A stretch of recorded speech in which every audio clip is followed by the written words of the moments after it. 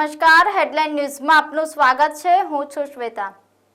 મહીસાગરના બાલાસિનોર ખાતે અંદાજિત ₹1024 લાખના ખર્ચે પોલીસ આવાસો કક્ષા B56 તથા લુણાવાડા એસટી ડેપો વર્કશોપનું ગૃહ રાજ્યમંત્રી હર્ષભાઈ સંઘવીની ઉપસ્થિતિમાં લોકાર્પણ કરાયું।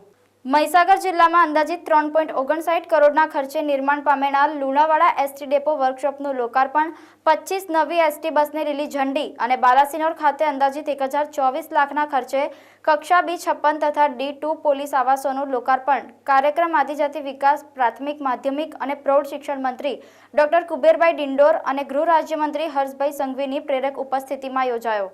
આ પ્રસંગે ગૃહ રાજ્યમંત્રી હર્ષભાઈ સંઘવીએ જણાવ્યું હતું કે આ નવી 25 બસ થકી આ વિસ્તારના નાગરિકોની સેવામાં વધારો થશે અને ખાસ કરીને યુવાન વિદ્યાર્થીઓ કે જેઓ રોજ બસમાં મુસાફરી કરી પ્રવાસે જતા હોય છે તેઓને પ્રવાસમાં સરળતા રહેશે।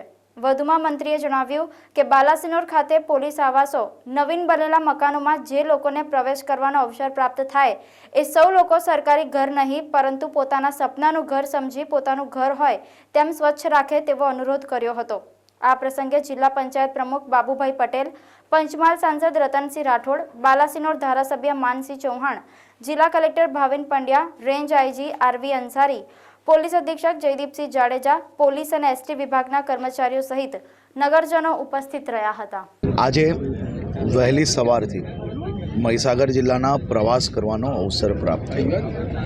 મહીસાગર જિલ્લાના સૌ ચૂંટાયેલા પ્રતિનિધિ આદરણીય મંત્રી શ્રી કુબેરભાઈ, સાંસદ શ્રી રતનસિંહજી, અમારા પૂર્વ મંત્રી નિમિષાબેન, સૌ લોકો જોડે પોલીસના રહેણાંક મકાનોના લોકાર્પણ તથા મહીસાગર જિલ્લાના સૌ નાગરિકો માટે આજે આદરણીય મુખ્યમંત્રી શ્રી ભૂપેન્દ્રભાઈ પટેલે ખાસ ભેટ તરીકે 25 નવી બસો મોકલી છે।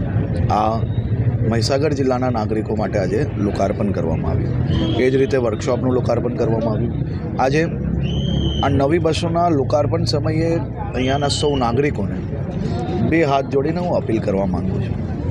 આ નવી બસો તો દરરોજ સરકાર દ્વારા આપ સૌની સેવામાં ઉપલબ્ધ કરાવવામાં આવી રહી છે, પરંતુ આ બસ જેમાં તમે દરરોજ અવર જવર કરો છો, જેમાં તમે સૌ લોકો પોતાના સપના સાકાર કરવા માટે વહેલી સવારે ઘરેથી નીકળો છો અને રાત્રે પરત પાછી એ જ બસમાં ફરો છો, એવી બસોમાં કચરો નાખીને ગંદકી ના કરતા આ બધી જ બસોને સ્વચ્છ રાખવાની જવાબદારી એસટી વિભાગ જોડે જોડે આપણી બી સૌ લોકોની છે।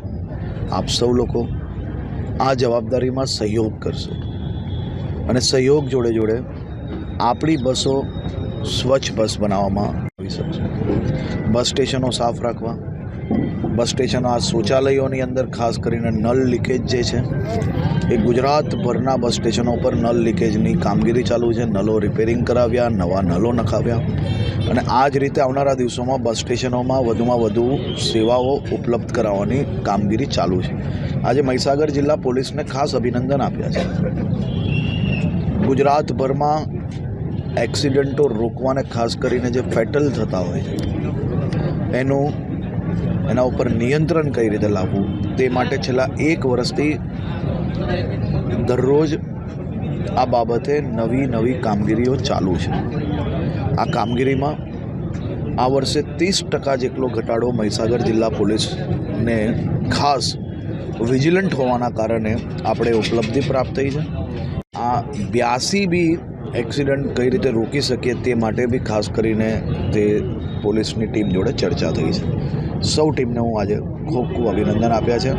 જિલ્લા વહીવટીતંત્ર એક ટીમ તરીકે મહીસાગરમાં કામગીરી કરી રહી છે અને બધા જ અધિકારીઓ અને ચૂંટાયેલા પ્રતિનિધિઓ મહીસાગર જિલ્લાના નાગરિકોને વિવિધ વ્યવસ્થાઓ વધારવા માટે જે કામગીરી કરી રહી છે તે